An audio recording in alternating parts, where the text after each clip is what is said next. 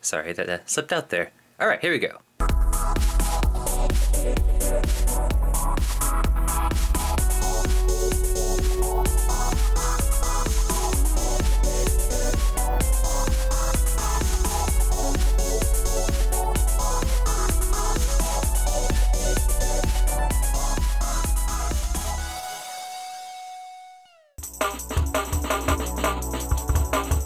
Lesson of the day, kids. If you want to be popular, just say you hang out with royalty.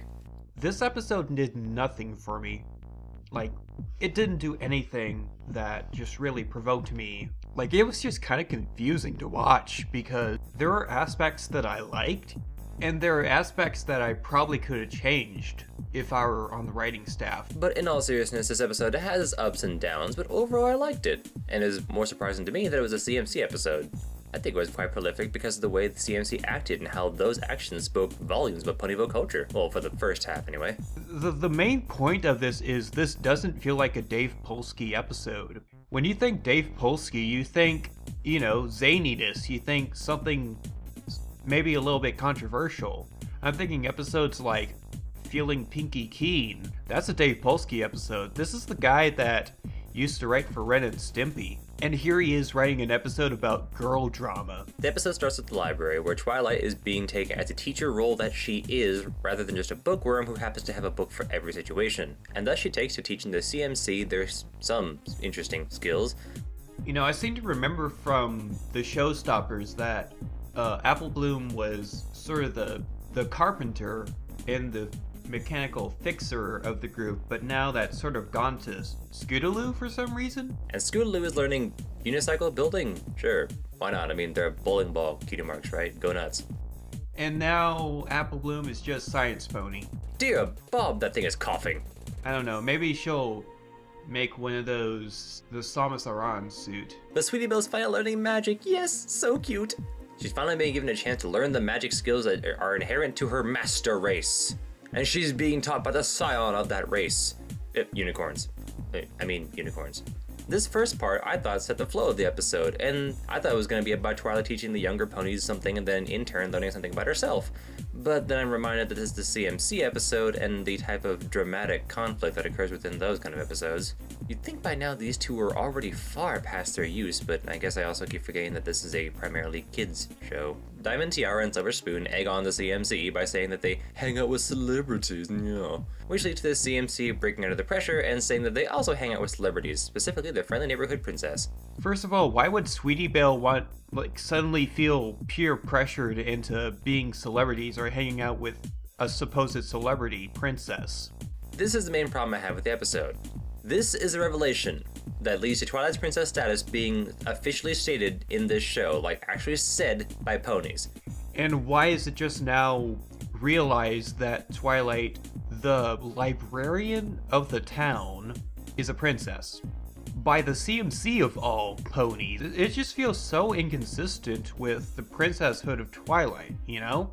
It took you over half of season 4 to say that, and you pick now in Ponyville from young ponies? Maybe it's prophetic in that wisdom and clarity come from the youth before anything else, and the teaching them is important. She's supposed to have some sort of recognition. The whole burger, just the whole burger. And horseshoe fries? Fitting pun, sure. And that guy's just like, what is she doing? And princess means alicorn, because Diamond Tiara automatically picked up that because she's a princess, she's an alicorn. So the episode becomes an issue of being known for the fact that you know someone else, or the fact that you want to be known for the skills you actually want to work with. I mean, I get that. It's basic lessons. And the shenanigans that happen in the middle are, for the most part, predictable, and show us an apt metaphor for how the masses will crave their entertainment as celebrities despite the third party not quite consenting. I mean, look at this. They're prepubescent zombie ponies. I do like the fact that the CMC have progressed into actually learning things and applying their skills, but the way they show it off, is this gonna make the rest of the school children just gonna ignore them and make them seem like they're bad kids to hang out with? What are the consequences of this episode? Like, they learn new stuff, but they get embarrassed in front of their whole school by Diamond Tiara and Silver Spoon. That's really harsh if you think about it. But here's where Twilight truly shines. She hasn't lost that sort of naive flair that made her the fun character that she is. She's still the bookworm of the place, but now she's being a little more serious about her teaching role. She gives them all equal chances to learn, and is actually welcoming more students, so yay. This is really making me have a hate-love relationship with the character of Diamond Tiara, and a little bit with Silver Spoon, because Silver Spoon is sort of the follower, I want to be popular like you, so I'm gonna do everything you do, sort of a Philly to Diamond Tiara. And Diamond Tiara is just wow. Like, I hate her, and yet I love how much I hate her. Like, she perfectly encapsulates the cutthroat sort of bully that you would see. I mean, it's more downplayed to, like, how messed up a kid would do it. But then Twilight equally reflects her wise princess status and what she's learned throughout her adventures by dealing with the younger ponies in stride, signing autographs and doing what she can, and then later on dismissing all of the fakers with one swift statement. She's subtle, but yet so straightforward. She's becoming more of a true princess by the day. And poor Spike. All those nachos now have to go to waste. And the look Twilight gives him right here. Not quite pity, not quite confusion, but it's like, it just says it all.